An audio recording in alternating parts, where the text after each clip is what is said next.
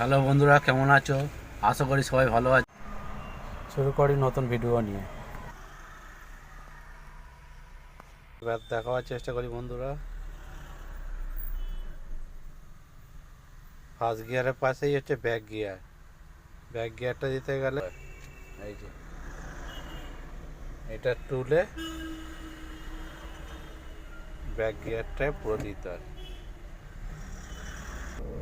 বন্ধুরা, দুদিকের লাইনটা দেখতে পাচ্ছ, সাদা বর্ডার, ওর মধ্যিখানে দিয়ে যেতে হবে। বাঁ দিকে গেলেও হবে না, ডান দিকে গেলেও হবে না।